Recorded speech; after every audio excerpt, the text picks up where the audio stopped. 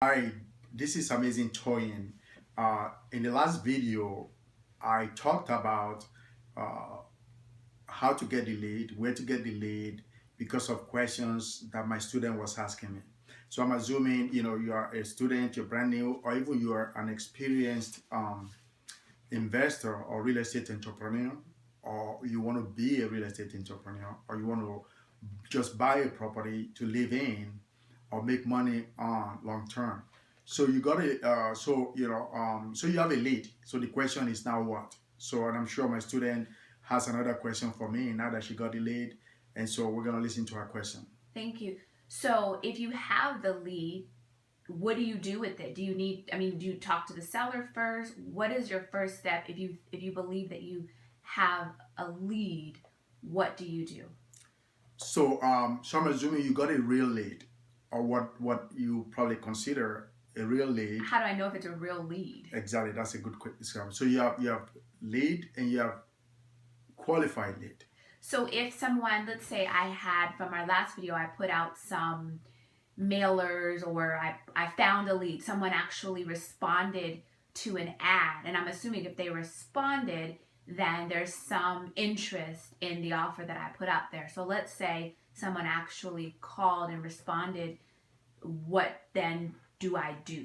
Okay, so if somebody responds to your ad, that's a qualified lead, which means they're holding their hand out that, hey, I'm responding to your ad and I want to sell my property. Okay. And so the conversation now um, shifts to you, to where you have control, which means you got rights to ask them questions instead Okay. of the other way where they're asking you questions.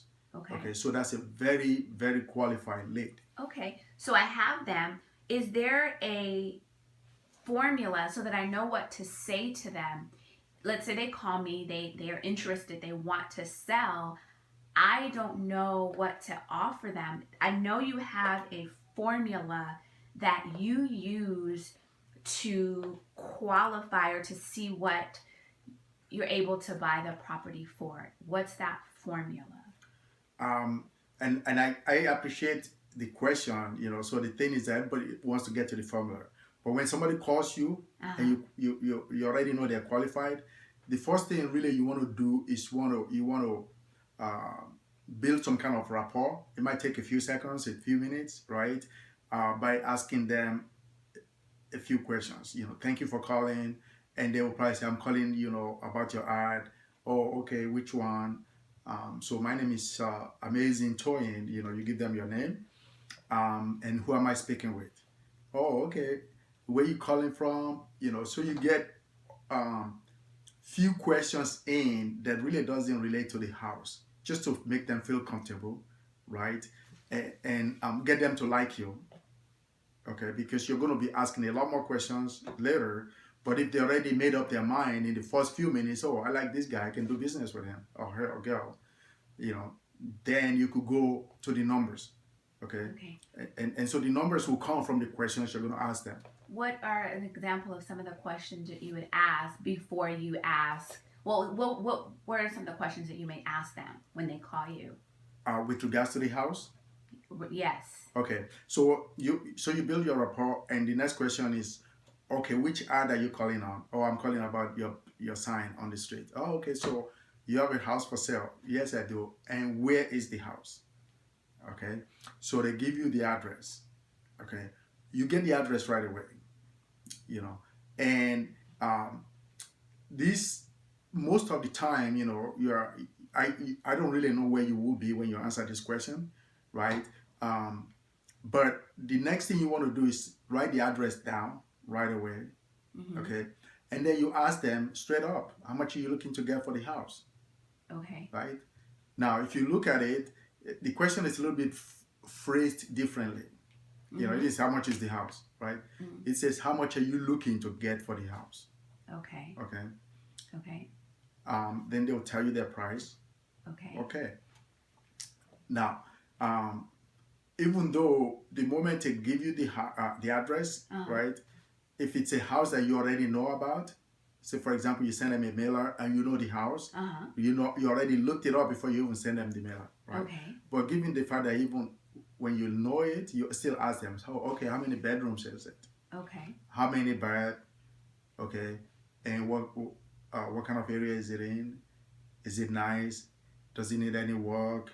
Okay. All of these are not like, boom, boom, boom questions, right? You ask it, you let them talk, Okay. okay? Because the more they talk, the more you listen, the more you pick up as to what their real problem is. The whole idea of asking them questions is to get to the root of why they're selling even before you ask them that question. Even before you ask them about what they want from it, as far as The price. selling. Yeah, so just Correct, kind of yeah. build the rapport. That Yes. feels good. That feels comfortable because as I'm new, I feel like when I'm establishing a rapport, that allows me to get some of my nerves out of the company. It's like I get to talk to them a little bit, and they're human to me, and I'm human to them. So I feel like that will help me build my confidence when I'm talking to them. So once I find out, ask those questions, I find out maybe what their motivation is. And yes, of course, I'm eager to know, like anyone else, what if they tell me what they want to get out of the property. How do I know if that number makes sense as to what I would actually buy it for in order to make money? Okay. So I do want to know your magic formula. Yes. So there is a standard formula in the industry that keeps you safe, especially if you're brand new, Okay. right? So if you're brand new, if you keep strict to the formula, you don't have to know anything else. You don't have to calculate anything else because the formula is built such that you have enough cushion in there that not that you can go wrong. Even if you went wrong and you overspend in other areas, you will still be able to come out with a profit. Okay. And the formula is and the seller will will actually help you with this formula. For example, you ask the seller how much they want for the property, right? The next question you ask is, how much do you think the property is worth? How much do you think the property is worth? Correct, Okay. right? Now, the reason is this. If there's a gap between the two, right? So, for example, the seller says, well, I want 100,000 for the property, right? And then you ask, how much do you think it's worth? Well, there are properties in my area that are selling for 130, right? So, which means the seller already pre-sold themselves into giving you a discount. Okay. Right? If the seller knows they're selling for 130 and he told you that he wants only 100 grand, right? So there's $30,000 in there if the seller is right. Okay. Okay? So now he wants 100,000. So the formula is this. The formula is immediately they tell you 100,000, right? And sometimes you have to do this in your head, right? And that's where multiplication tables come into play, right? Okay. And if you don't have multiplication tables, just make sure you have a calculator right next to you, right? Okay. So you multiply the $100,000 by 70%. Wait, hold on. Let me, because I want to write this down. Now you multiply the 100,000 because the 100,000 is what the property is worth or what they want.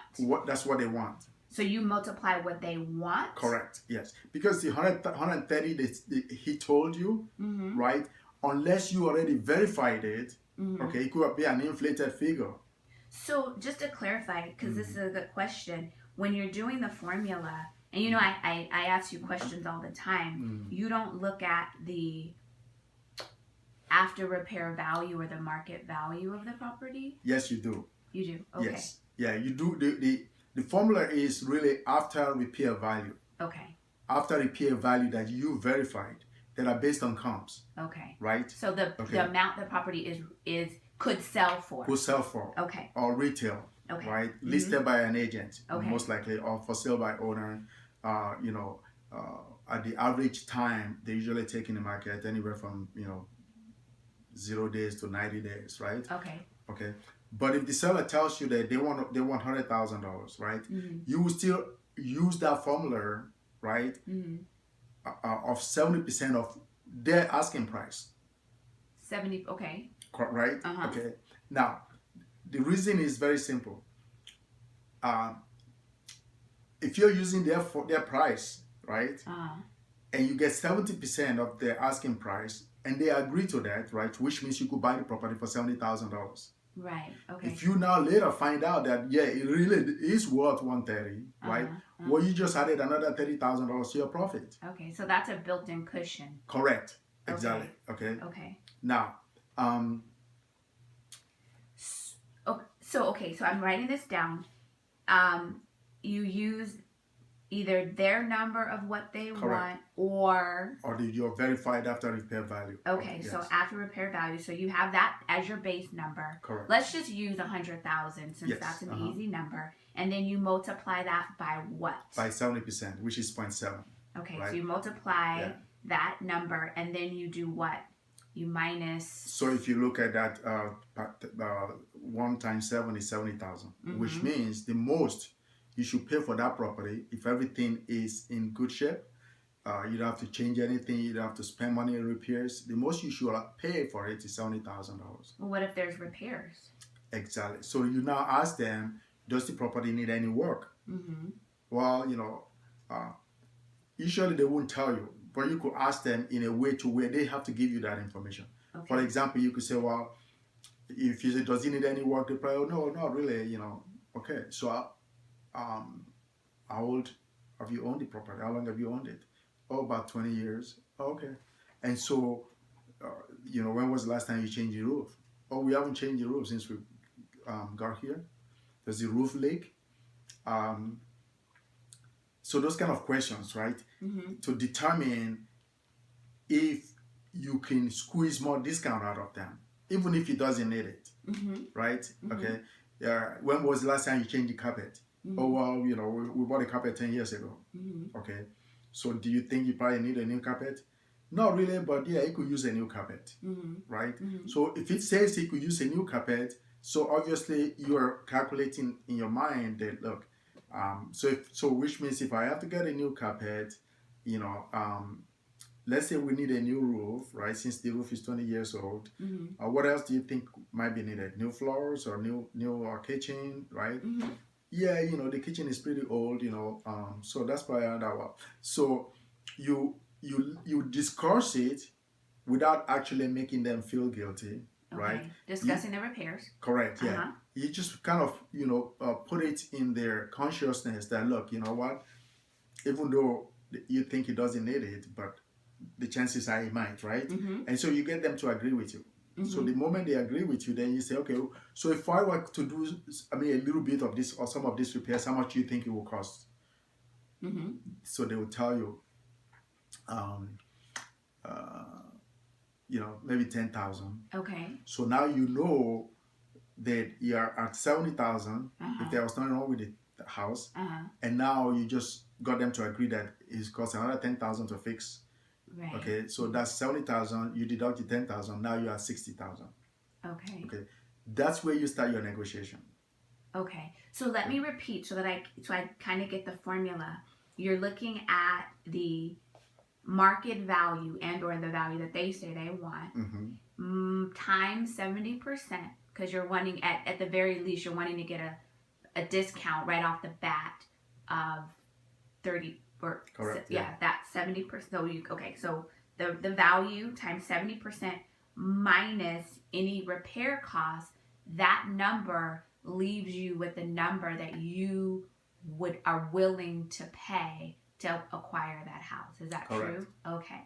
And so when you say that, people mess that up, and I can see why. If they don't have that formula, and I could see as a new person, I could get excited by if someone says, oh, you're going to give me a $10,000 discount. And I'm like, oh, yay, I'll make $10,000. Not realizing that my profit can be eaten up many different ways. And so I'll actually lose money on that. So thank you for that formula. Anything else you want to say about that? I have a couple other questions, but are there any thoughts that you wanted to continue on that premise? So really, the next thing is really to get them to agree that you're going to have to do the repairs, right? And so you have to ask the question, right? Yes. In terms of, well, would they sell to you for the price that you have in mind, right? Okay. So I know, and then we're probably, because we have our we're probably going to stop here so I can jot down some notes and come up with the next question. And maybe you're willing to share this.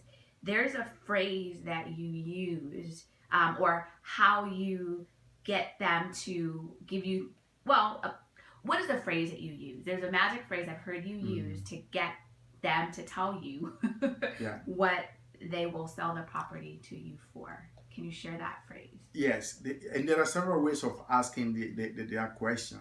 Okay, and the objective of asking the question is say, for example, when Mr. Jones, I mean, let's call him Mr. Jones that call you, says they want 100 grand. You know, you're thinking about 60,000, right? So then you ask them, Mr. Jones, you know, if I were to buy the house right now and I give you cash and I close quick, what is the least you will take? I love it. What is the least you will take? And Yes. that they will tell you what's the least Correct. that they will take, and then you can start to negotiate from there. That is perfect information. I think I know we have you're allowing me to ask you other questions on another session, and the next session we're going to talk about basically how, if you were able to make the deal, how to get out of the deal to actually get your money out, and we'll talk about how to structure that deal, how to actually buy it, and maybe even where to get the money from to do the deal. So I'm gonna leave it right there. Any parting words that you want to share before we end?